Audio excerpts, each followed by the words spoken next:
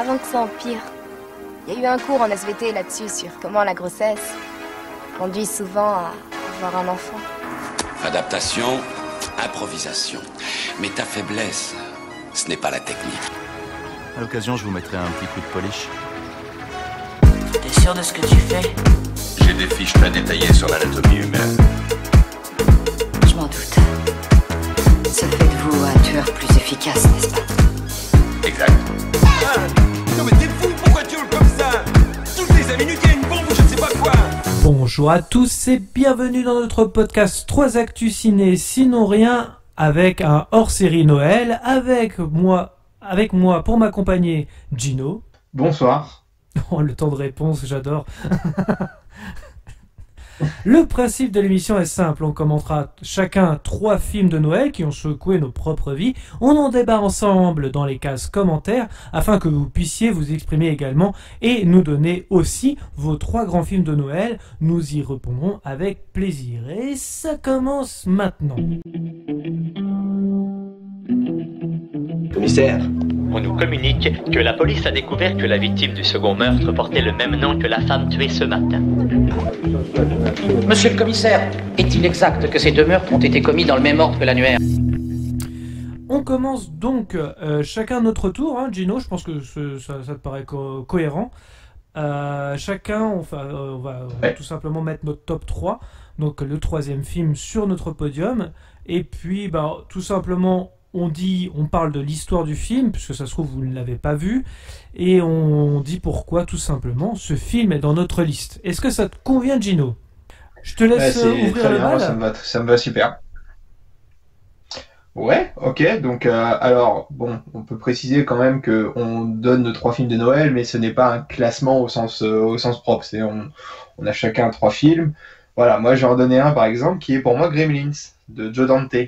Donc un film, même si c'est pas voilà tout ce qu'on imagine avec la scénographie du Père Noël, tout ça, ainsi de suite. Le contexte se déroulant dans cette époque des fêtes de Noël, je trouve que ce film est plutôt bien réussi, respecte bien malgré tout ses codes. Il y a une ambiance, on va dire, hivernale, des fêtes de fin d'année, ce genre de choses. Et donc pour ceux qui n'auraient pas encore vu ce grand film des années 80 qui est Gremlins, grand film, hein, je le dis pour moi, on est bien d'accord, c'est donc il a quand même un commercial culte, on va dire. C'est quand même... Oui, tout à fait. Un film de ce film de Dante, je crois produit par Columbus et Spielberg de mémoire. Oui, c'est ça. Je crois que c'est ça. Oui, moi Spielberg. Et donc, oui, au moins Spielberg. Et Columbus, je crois qu'il était à l'écriture du scénario, si je dis pas de bêtises plutôt. Je crois que c'est ça. Et donc, en gros, voilà, un commercial ramène à son fils un Mogwai, donc une petite peluche toute mignonne du nom de Gizmo à son fils, avec quelques règles qu'il faut respecter pour prendre soin de ce Tamagotchi vivant. En gros, c'est qu'il ne faut pas l'arroser, il ne faut pas lui donner à manger après minuit. Et la 3e, c'est, je sais plus, c'est la lumière, je crois, quelque chose comme ça. Aide-moi Gauthier, la lumière du jour. Du troisième, la 3e règle. C'est la lumière du jour. C'est ça, exactement. Et voilà. Et donc, suite à une petite erreur, on a donné à manger aux Gremlins un peu trop tard dans la nuit, ce qui fait qu'ils ont la possibilité de se multiplier à l'infini. Et puis après, derrière, il va se passer un peu des scènes de gags, un peu de cartoon, où les petits personnages deviennent un peu hystériques, un peu foufou. Donc c'est une petite comédie horrifique, on va dire, sympa pour grands enfants, pour tout public, on va dire. Mais c'est un petit film très sympa et tout se passe dans l'ambiance des fêtes de fin d'année, de Noël. Donc d'où le fait de la présence de ce film dans mes 3 films de Noël. C'est un film que j'aime bien regarder en cette période. Ok, et bien moi je vais parler de mon Qu'est-ce que t'en film penses également. Mais moi je pense que les Gremlins, c'est pareil, avant de parler de mon 3e film, les Gremlins c'est pareil, ça fait partie des films cultes qu'on aime bien regarder en cette fin de période. J'ai une petite préférence, je dois t'avouer, pour le 2e, plus que le premier. Alors le premier il est fait un peu plus sérieusement, on va dire, et le 2e est très très cartoon, très... Ouais, d'ailleurs, il y a beaucoup d'hommages à Bugs Bunny et compagnie, mais ça m'étonne pas parce qu'il se lâche beaucoup plus.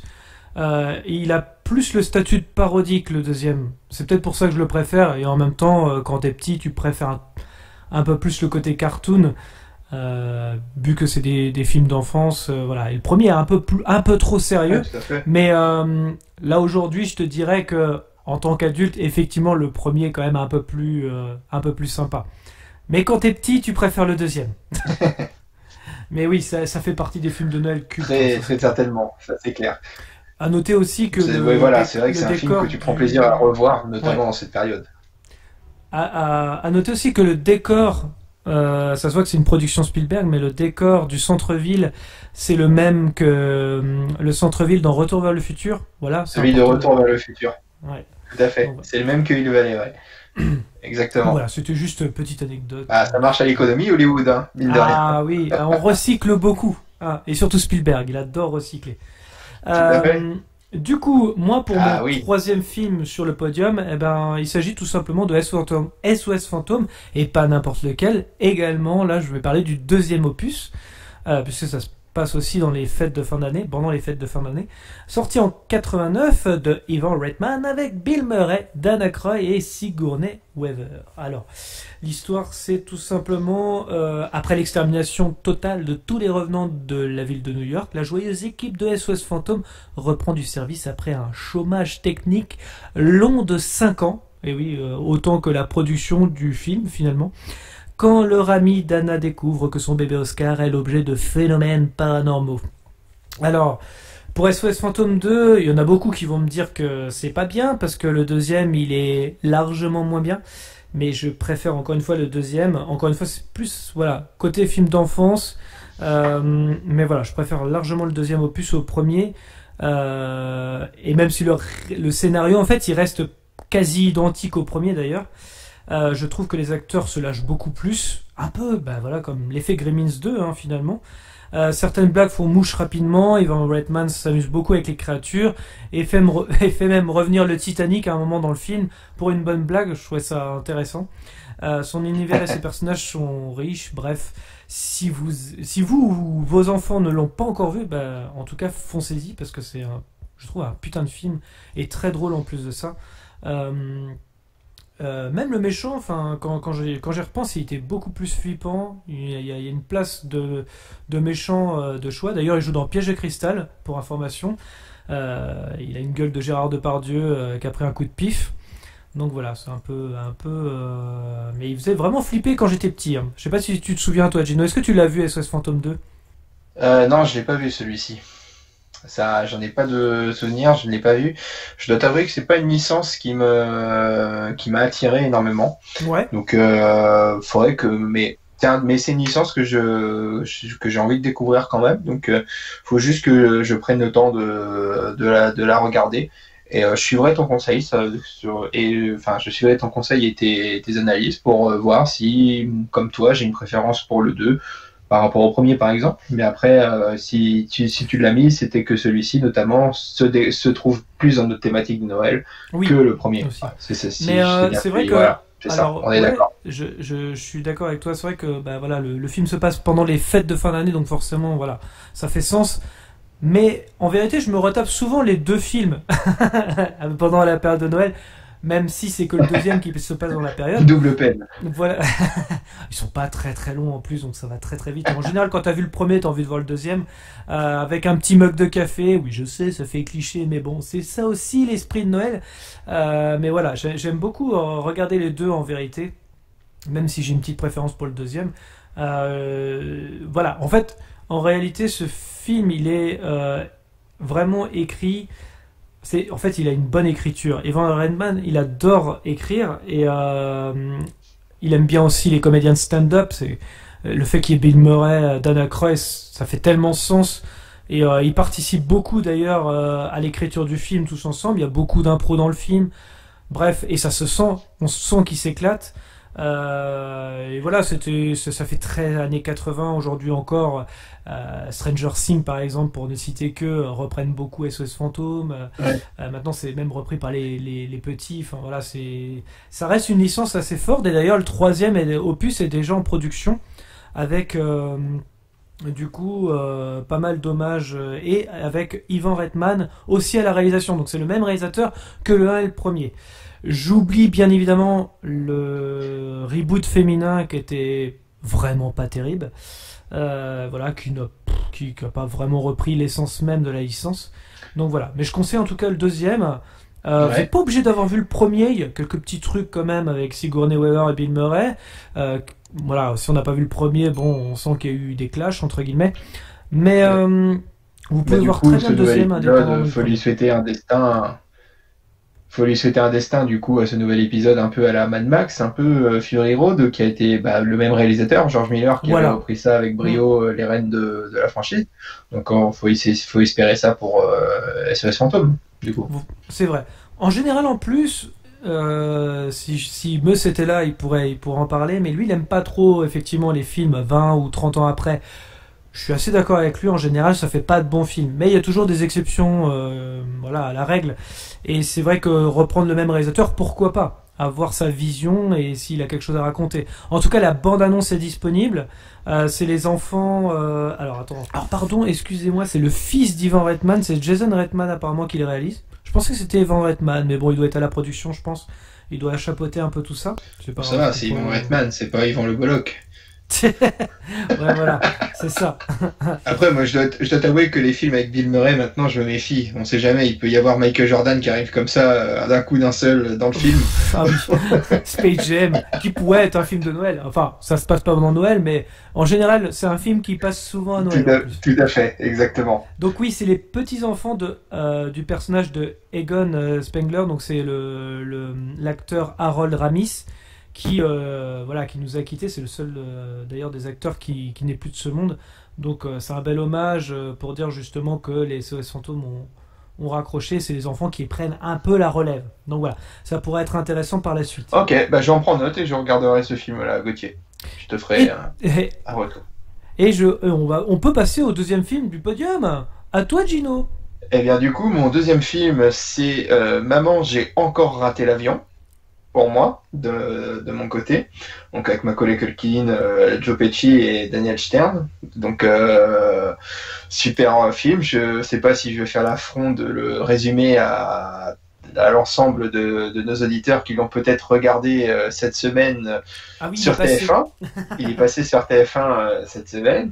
Et c'est toujours un plaisir à revoir ce film. Donc là, notre cher Kevin, cette fois, au lieu de ne pas se réveiller pour prendre l'avion, du coup, qu'est-ce qui lui est arrivé? Eh bien, il s'est trompé d'avion, tout simplement, parce que c'est quand même bien fait, hein, quand même. Ils ont un acteur à la même taille et avec la même veste que son père, donc du coup, il le suit. Et comme par hasard, comme qui dirait, le gamin sait pas où il va, quoi. Il sait pas à quelle destination il va, quoi. Donc c'est magnifique, à mon avis, c'est le genre de truc. Et ils ont acheté le billet en dernière minute le matin avant de partir. On part, hop, premier prix, premier vol, paf, voilà. Et c'est un film aussi où on a quand même l'un des rôles majeurs de Donald Trump au cinéma. et puis ça fait. Il apparaît dans le film parce qu'en fait il tourne dans son hôtel, il me semble que c'est ça. Et du coup, afin d'avoir l'autorisation de tourner dans l'hôtel, le gars qui a un ego surdimensionné, voilà, veut apparaître absolument dans le film.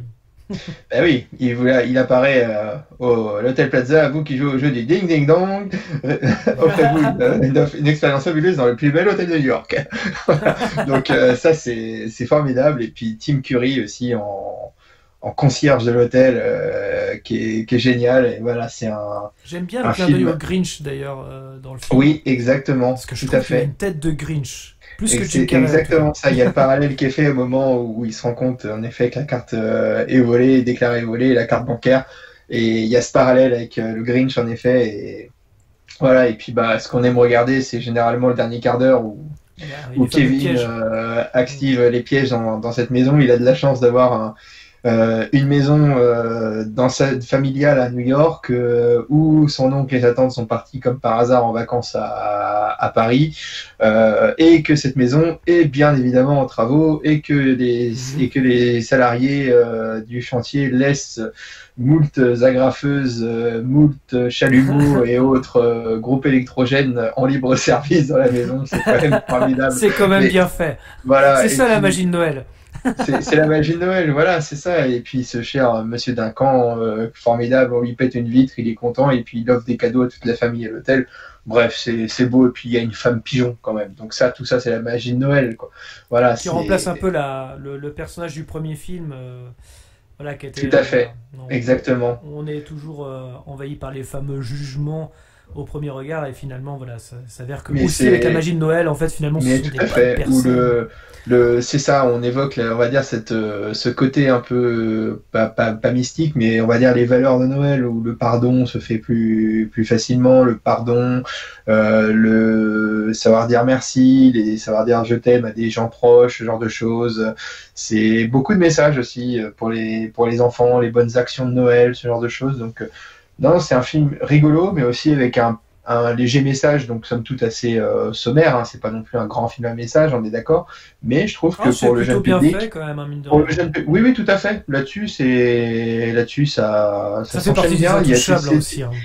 C'est ça. Et puis c'est un film assez rythmé quand même. On s'ennuie jamais dans ce film. Ça, c'est intéressant. Et puis bon, on a encore les 2 fameuses tours de World Trade Center qui sont encore là, donc voilà. Oui, pour l'époque. C'est un petit hommage que voilà, tout à fait. Voilà. Donc j'imagine que pour toi, ça reste un classique aussi, toi, Gauthier. Oui. D'ailleurs, j'en parlerai un petit peu plus longuement dans ma liste, effectivement, puisque moi, j'ai aussi, ça fait partie, voilà, des intouchables d'enfance, voilà. Alors, si je pouvais mettre une critique du deuxième, je le trouve pas si inspiré que ça par rapport au premier.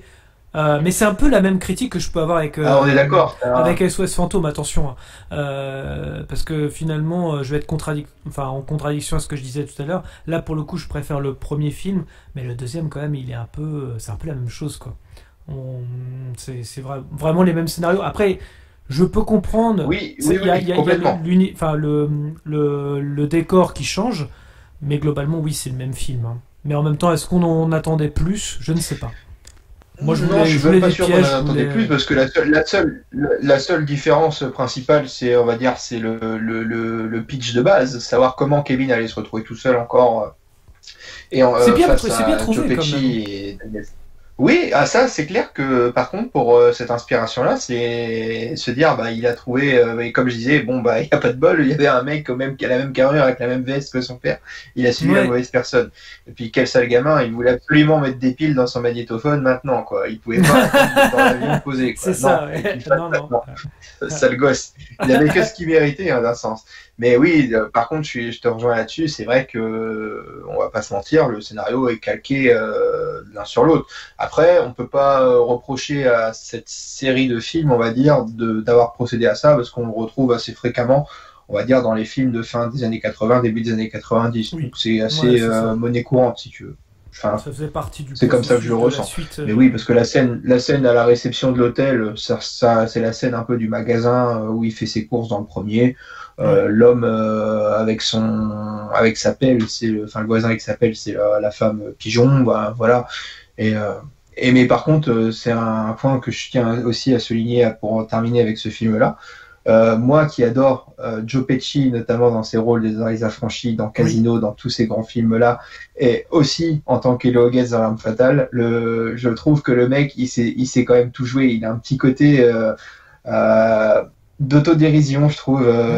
Il était tellement catégorisé dans les personnages de petits méchants, de teigneux, on va dire de petits roquets de la mafia, un peu méchants, et puis là se retrouver dans un simple braqueur qui accepte qu'on rigole de lui, que les enfants rigolent de lui. Je trouve ça super.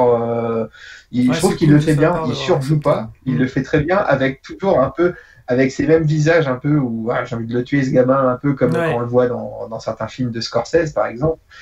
Et c'est ça que je trouve aussi intéressant, et je pense que quand les plus jeunes qui commencent par ce film-là justement et qui après ont l'âge de pouvoir comprendre des films comme Les Affranchis par exemple, voir cet acteur dans un tout autre rôle, c'est un peu perturbant au départ, mais c'est là aussi où tu vois qu'un acteur a une palette de jeu assez importante. Dans d'autres films d'enfance aussi, enfin, de films d'enfance, je sais pas si c'est des films d'enfance, mais moi je regardais quand j'étais gosse en tout cas, mes parents me laissaient tout regarder, c'était incroyable. Mais Joe Pesci dans L'Arme Fatale, qui était extraordinaire aussi, pareil. Oui. Il avait des mimiques à chaque fois, c'était excellent, enfin. Lui, ce gars-là, c'est comme tu dis, il sait tout jouer. C'est un des grands acteurs avec c'est ça. Robert De Niro, même complètement. Pacino, un peu trop oublié. On a l'impression que c'est un second rôle en fait tout le temps, qu'il est abonné à ce genre de second rôle de luxe en fait. Du coup, moi, je passe à mon deuxième film aussi, parce que mine de rien, ça va être à mon tour. Mon deuxième film, c'est Édouard aux mains d'argent, sorti en 91 de Tim Burton avec Johnny Depp, Winona Ryder et Diane West. Alors, l'histoire c'est tout simplement Édouard aux mains d'argent. Voilà, c'est pas un garçon ordinaire, on va pas se mentir. Création d'un inventeur, il a reçu un cœur pour aimer, un cerveau pour comprendre, mais son concepteur est mort avant d'avoir pu terminer son œuvre et Édouard se retrouve avec des lames de métal et des instruments tranchants en guise de doigts. Pour Édouard Main d'Argent, j'hésitais un petit peu avec Batman le Défi, je dois t'avouer. Batman le Défi est sorti 2 ans plus tard, mais pareil, au même moment, Batman, ça se situe aussi à Noël. Alors, Édouard Main d'Argent, ça se situe pas à Noël, mais bon, au moment de trancher, si je puis dire, je dois avouer que... C'est un conte, on va dire. Un peu. Oui, voilà, c'est ça, c'est... Bien joué. Je dois avouer qu'au moment de Noël, enfin voilà, Édouard Main d'Argent fait... plus esprit de Noël. Après tout, ça raconte la naissance de la neige. Enfin, c'est un peu l'idée du conte d'Édouard aux mains d'argent. C'est comment est créée la neige. Bon, c'est bien plus subtil que ça dans le film. Et ça aborde La Belle et la Bête, Le Bossu de Notre-Dame, Le Monstre de Frankenstein version Tim Burton. Mais voilà, ça fonctionne. S'il s'agit aussi d'une introspection du réalisateur lui-même avec cet artiste incompris, loin des standards et du formatage habituel, le film nous fait tout simplement une lecture de ce jeune homme ô combien naïf, même presque comme un enfant, et il sera confronté au monde aussi cruel soit-il, car finalement, comme toutes les œuvres dont il s'inspire, le monstre, c'est pas vraiment Édouard Main d'Argent, c'est bien les habitants, car c'est bien connu, les gens détestent ce qu'ils ne peuvent pas comprendre. Bon, après on peut trouver ça pompeux, mais quoi de plus moralisateur que ce film pour vos chers chérubins en cette période de fête, j'ai envie de vous dire.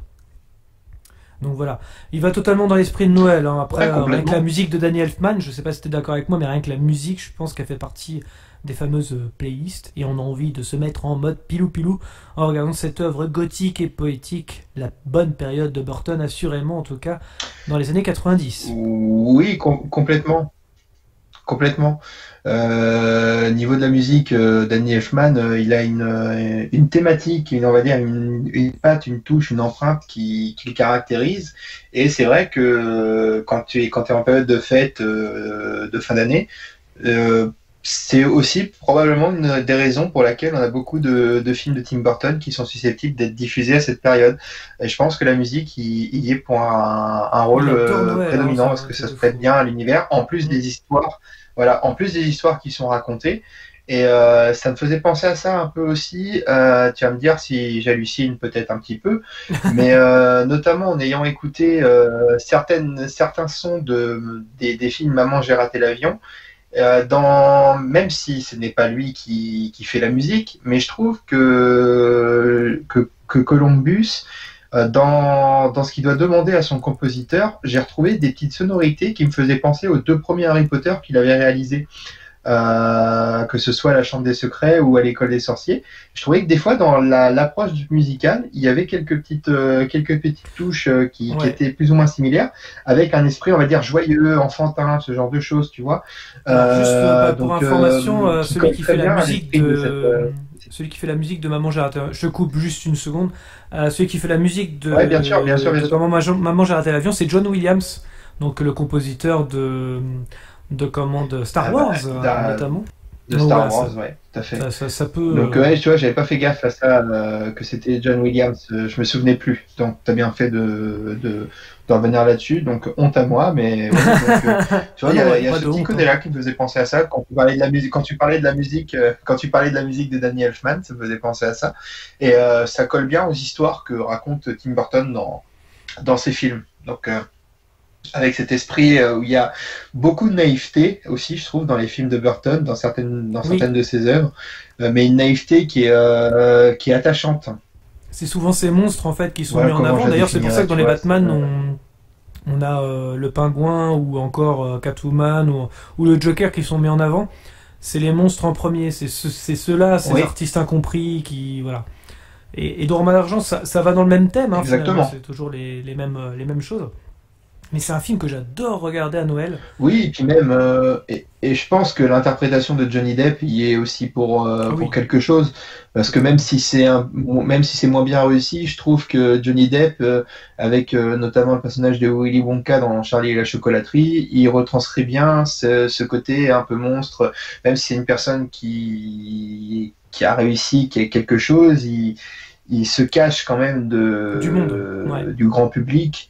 Et il se cache du monde, et quand il reçoit les gagnants qui ont tiré les tickets d'or dans les chocolats, tu sens qu'il n'est pas à l'aise encore au début des rencontres, et c'est au fur et à mesure qu'il commence à prendre conscience, et voilà, exactement. Et ça, je pense que Johnny Depp, il le joue très bien, ce genre de personnage. Et après, bon, bah, c'est la direction d'acteur de Tim Burton aussi qui veut ça, certainement. Et là-dessus, c'est le parallèle que je fais un peu. Bon, tu vas me dire, c'est facile, hein, Tim Burton, Johnny Depp, bah oui, Edouard de Main d'Argent et Charlie et la chocolaterie. On va dire, c'est deux personnages, on va dire, similaires.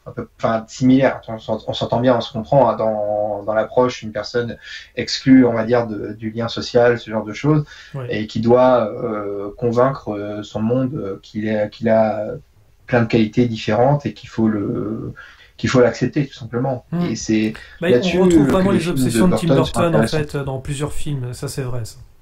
Voilà, donc ouais, j'ai rien d'autre de spécial à rajouter sur Edouard de Main d'Argent. Ça reste un film, un classique qu'il faudrait que je revoie, que je n'ai pas vu depuis très longtemps, mais un bon souvenir. Et ton premier film, Gino? Eh bien, mon premier film va s'égarer un peu de tout ce qu'on vient d'aborder.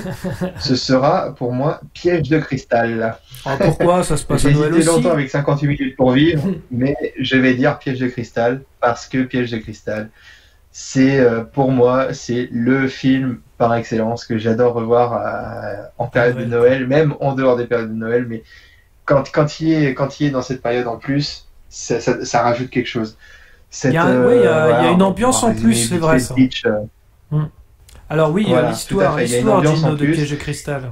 Et on va résumer l'histoire un peu. Donc déjà ce film donc de John McTiernan avec donc forcément Bruce Willis, et Hans Gruber, parce qu'il s'appelle Hans Gruber dans le civil. Voilà, Hans Gruber joue le rôle de Sylvester Armstrong, on est d'accord. Voilà, donc on est d'accord. Alan Rickman. Alan Rickman, donc ses deux plus grands rôles sont Hans Gruber et le shérif de Nottingham dans Robin des Bois, Prince des voleurs. N'en déplaise à ceux qui vont dire c'est Severus Rogue son meilleur rôle. Eh bien, soyez damnés pour Noël. Je peux comprendre. Donc, voilà, donc en gros, voilà, John McClane est un flic. Tout à fait. Mais donc, voilà, John McClane est un flic de New York qui vient rejoindre sa femme ou son ex-femme. On ne sait pas trop au début du film comment aborder cette relation, parce que quand il arrive, elle s'est fait appeler par son nom de jeune femme au bureau. Donc il y a une réception, une petite fête à Los Angeles, et puis en fait il y a une escouade de malfaiteurs, de brigands qui veulent s'emparer de bons du trésor dans la tour Natagami Hotel, je crois, quelque chose comme ça, et avec le patron Monsieur Takagi, voilà, qui se fait buter minablement en n'ayant pas voulu donner le code du coffre. Voilà, c'était un peu bête. Donc un film d'action pur et dur, avec, je trouve par contre, un scénario très bien ficelé pour un film d'action. Ah oui, C'est intéressant, ça mêle un peu de la comédie, il y a de l'humour, voilà. Noël, qu'est-ce qu'on pourrait avoir de Noël là-dedans? Bah, la réception qui marque les fêtes de fin d'année au bureau, c'est le genre de truc qu'on voit un peu tous dans nos entreprises respectives. Quand il tue l'un des premiers méchants et qu'il le renvoie avec un bonnet de Père Noël et maintenant j'ai une mitraillette, oh oh oh, voilà, c'est quelque chose qui me fait toujours marrer. Ah, les répliques sont très bien Ça me fait écrites. toujours marrer, et puis c'est ça, exactement. Et je trouve que ce film, pour moi, il m'évoque Noël. Voilà, l'action se passe à Noël. Quel est le pire moment pour un couple ou une famille? Quel serait le pire moment pour vivre un drame? Et ben, je crois que c'est la période des fêtes de Noël. Voilà. Et ça, je pense que ça l'expose assez bien. Et on voit aussi plein d'aspects, on va dire, en dehors de cette prise d'otage, que sont la perfidie des médias, absolument voir le scoop, aller interroger les enfants et la femme de ménage de la femme de John. Donc c'est quelque chose, pour moi, qui m'éclate, avec en plus les Dupont et Dupont là, du FBI qui font n'importe quoi, qui se prennent un peu pour... Il y a une petite autocritique aussi de ça, des services fédéraux par rapport qui ne prennent pas forcément les bonnes décisions par rapport, on va dire, c'est pas péjoratif ce que je veux dire, mais aux petits flics, on va dire, de quartier, de province, je ne sais trop rien, où il y a cette supériorité affichée par les fédéraux. Voilà, exactement, mais tout à fait. Et je trouve que ce film est, voilà, pour moi, une merveille, et je recommande également 58 minutes pour vivre, qui est un peu plus faible, on va dire, sur le scénario, mais qui se passe également en période de fête de Noël. Le final après, est finir sur les Die Hard. De 50 minutes pour vivre, je trouve que ouais, le final il tout à est fait. grandiose. Moi, je m'y attendais absolument pas. Oui, le final est génial, tout à fait. Je me rappelle que, pareil, je l'ai vu étant très jeune. Et c'est vrai que le final m'avait laissé sur le cul, comme on dit. Vraiment, c'était... La première fois, tu t'attends pas à ce que les militaires prennent le parti qui s'était impliqué dans la libération du... je sais même plus comment il s'appelle le personnage, ça fait longtemps que je ne les ai pas vus.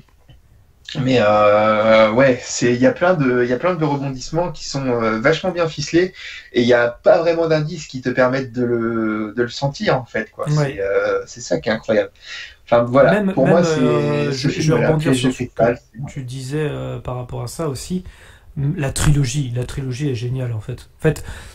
C'est ça qui est bien, je trouve, avec Die Hard, c'est que au moins, alors, je vais pas parler des autres films, mais en tout cas, les 3 premiers sont excellents, quoi. Enfin, même Une journée en enfer, il est complètement différent. Une journée en enfer, c'est peut-être l'un des meilleurs. Mais oui, tout à fait.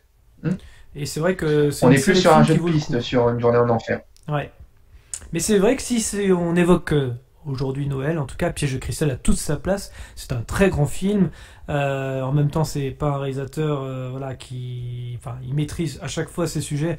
John McTiernan, à chaque fois, que ce soit Predator ou autre, c'est un grand réalisateur qui arrive à faire d'un film d'action qui peut sur le scénario être lambda, peut-être même un peu caricatural parfois, et en faire des grands films. Je sais pas comment il fait, mais il y arrive toujours.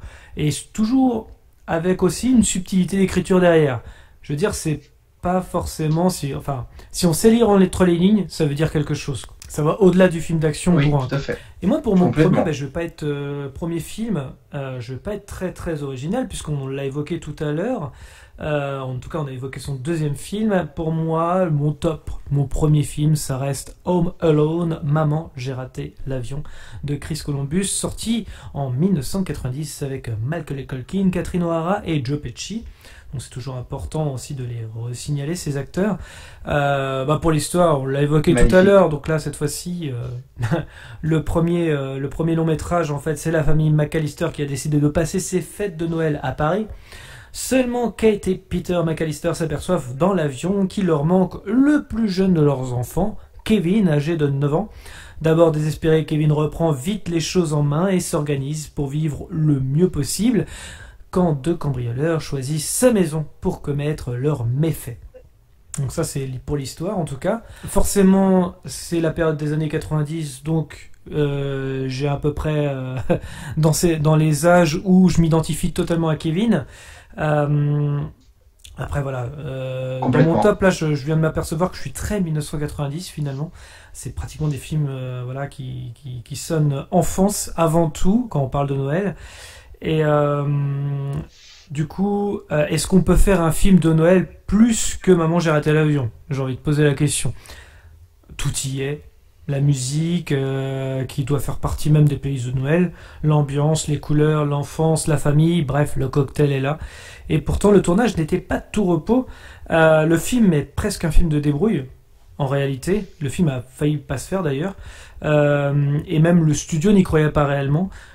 Et maintenant, c'est un film culte. C'est ça qui est fou. C'est ça aussi l'esprit de Noël, c'est ça la magie de Noël. Ouais, complètement.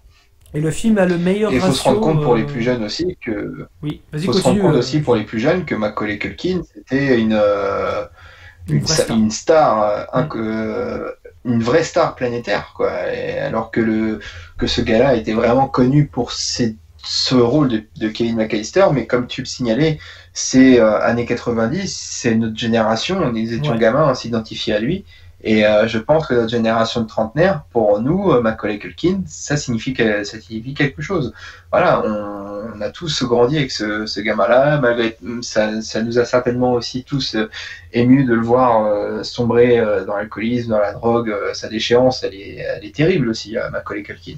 C'est plus trop le cas aujourd'hui, mais oui, effectivement, il y a une période un peu difficile, effectivement. Dans les années 2000, c'était compliqué pour lui. Et je précise aussi que le film, voilà... après, voilà. Je voulais juste préciser que le film a le meilleur ratio coût-chiffre d'affaires de tous les temps. C'est important de le signaler. En effet, le film n'a coûté que 15 millions de dollars. Comme je disais, c'est presque un film de débrouille. Et il en a rapporté 533 millions dans le monde. Donc c'est quand même important de le savoir. Et puis aujourd'hui, il engrange encore de l'argent, parce que je crois qu'il passe tout le temps, pendant les périodes de Noël, donc comme on l'a signalé tout à l'heure. Donc oui. C'est vrai que c'est un film qui est encore culte, et même pour les générations actuelles, je pense que la plupart ont déjà vu Maman j'ai raté l'avion.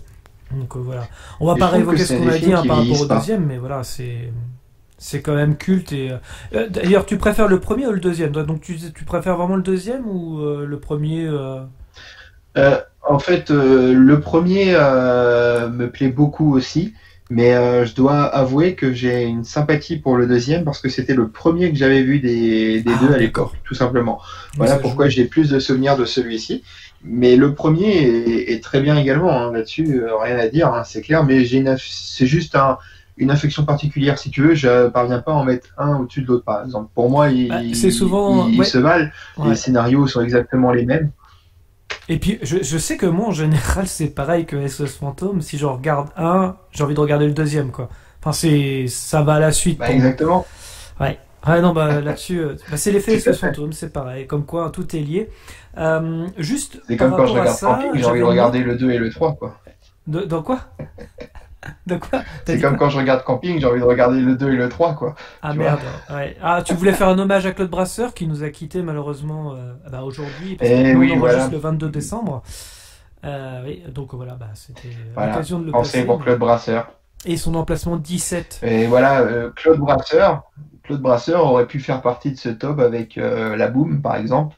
La Boum, il y a quelques scènes qui se déroulent aux périodes de Noël de mémoire. Donc ça aurait pu être un des films, pourquoi pas, mais pas totalement dans l'esprit de Noël. Mais c'est des films qui passent aux périodes des fêtes. Oui, c'est vrai, mais c'est pour ça que en fait, ce top 3 de ce soir, en tout cas, c'était pas forcément des films qui se passent à la période de Noël, mais en tout cas des films de Noël. Qu'on aime bien regarder avec un petit chocolat chaud et les petites pantoufles, le plaid en période de Noël. C'est pas forcément les téléfilms qui passent sur M6 à la con, qui ont toujours le même scénario. C'est vraiment des films de Noël en général qu'on aime bien regarder et qui ont un peu l'esprit de Noël, comme on dit. Juste, je reviens juste après, vite fait sur Maman j'ai raté l'avion. Tu préfères les pièges du deuxième ou du premier film? Dans le 2, je trouve que c'est beaucoup plus terrible quand même ce qui se passe. Mais le premier, j'aime bien les pièges du premier parce que dans le premier, il y a le côté voilà, ça reste un genre de film nouveau. On se base un peu sur les cartoons. Si tu veux, on pourrait transmettre ça dans l'environnement de Bip Bip et Coyote. Ça pourrait très bien fonctionner. Par contre, c'est vrai que pour le côté sadisme, j'aime bien les pièges d'ideux, quoi. Voilà, le mec qui se fait électrocuter. C'est pour ça que je voulais te poser la question. Avec des chiottes dans le premier infamable. Et comme quand ils font à la fin des pièges, quand ils disent oh mais t'as mis de l'après-rasage ou quoi, non, c'est la corde, elle était trempée dans le kérosène, et les cons ils se posent pas la question avant, quoi. Ils descendent, et puis pour qui c'est qui aurait une idée de mettre la corde dans du kérosène, et là joyeux Noël les mecs. Voilà, ça je trouve ça génial. Il y a une petite part de sadisme en plus chez Kevin. C'est très cartoon, quoi. Ça l'éclate de. C'est très cartoon. Voilà ce que j'aime beaucoup, moi. Ok. Est-ce que, dernière question quand même, c'est important, donc là on vient de faire notre top 3 de nos films, est-ce que il y a d'autres films que tu voulais citer, Gino, éventuellement, qui ne font pas partie du top 3, mais bon, que tu aimes bien quand même? Je prends peut-être... Ouais, j'aurais pu parler par exemple de... Ouais, un petit peu, mais c'est pas grave.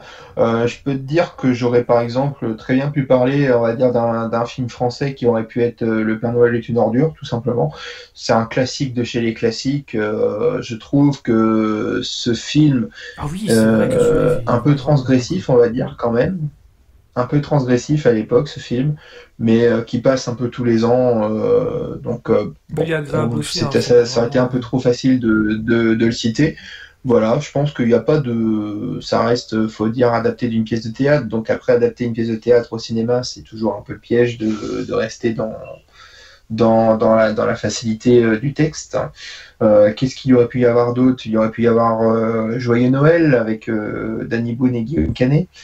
Il y aurait très bien pu y avoir L'étrange Noël de Monsieur Jack. L'étrange Noël de Monsieur Jack, mais que j'ai pas vu depuis très longtemps. Voilà, mais que j'ai pas vu depuis très longtemps, donc que je me voyais mal en parler plus longuement ce soir. Sinon, voilà pour les principaux que j'aurais pu citer dans cette catégorie des films de Noël. Okay. Et toi, Gauthier? Du coup, il y en avait plusieurs que j'hésitais. Je parlais tout à l'heure de Batman le défi, qui pour moi, voilà, un film de Noël aussi quelque part, parce qu'avec le pingouin et tout, c'est très ça se passe en plus dans la période de Noël, donc ça évoque forcément les choses. Il y avait le miracle, le miracle, ça veut rien dire, Gauthier. Le miracle de la 34e rue, avec l'acteur qui fait John Hammond. Tu veux me rappeler le nom de l'acteur, Gino? Oh là, t'as du mal à répondre. Allô? Richard Attenborough. Voilà, merci. J'adore ce film aussi. Non, c'est la liaison qui est mauvaise. Ouais, je crois qu'il y a un petit décalage. Oui, donc j'adore ce film aussi, j'aime bien le regarder aussi pendant la période de Noël. Et il y a aussi et je voulais citer un film français, parce que mine de rien on n'en parle pas assez, parce qu'il y a de très bons films français aussi pendant Noël. Ça s'appelle L'Arbre de Noël avec Bourvil, qui était un drame familial. Et ouais, non, il fait pas trop ça dedans, mais c'est un des derniers films d'ailleurs de Bourvil.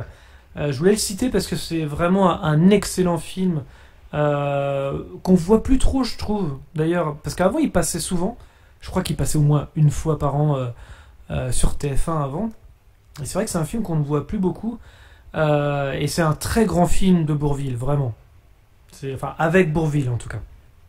Donc voilà, je voulais le citer parce que c'était un très bon acteur.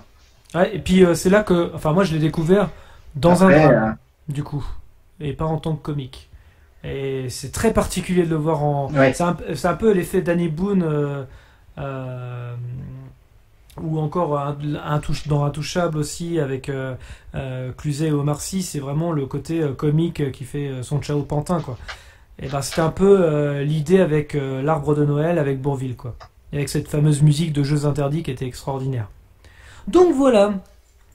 Est-ce que tu veux rajouter quelque chose, Gino? Eh bien non, on va juste souhaiter d'excellentes fêtes de Noël et de fin d'année à l'ensemble des auditeurs. Et oui, effectivement, joyeuses fêtes à tous. Je pense que ça... c'est important. Voilà, très bien, tout à fait. On est d'accord. Et notamment à Meus. Voilà, oui, Meus qui n'était pas là malheureusement. Et... On embrasse. Il nous a pas manqué. En tous les cas, merci à tous de nous avoir suivis. Je vous rappelle que vous pouvez clocher, commenter, mettre un pouce bleu, nous suivre sur les réseaux sociaux, Facebook, Twitter, Instagram. Les liens sont dans la description. Dans tous les cas, rendez-vous dans les salles obscures quand elles rouvriront pour de nouvelles aventures. Joyeux Noël, bonne fête à tous. Salut à tous. Joyeux Noël à tous. Avant que ça empire, il y a eu un cours en SVT là-dessus sur comment la grossesse conduit souvent à avoir un enfant. Adaptation, improvisation. Mais ta faiblesse, ce n'est pas la technique. À l'occasion, je vous mettrai un petit coup de polish. T'es sûr de ce que tu fais? J'ai des fiches très détaillées sur l'anatomie humaine. Je m'en doute. Ça fait de vous un tueur plus efficace, n'est-ce pas? Exact. Non mais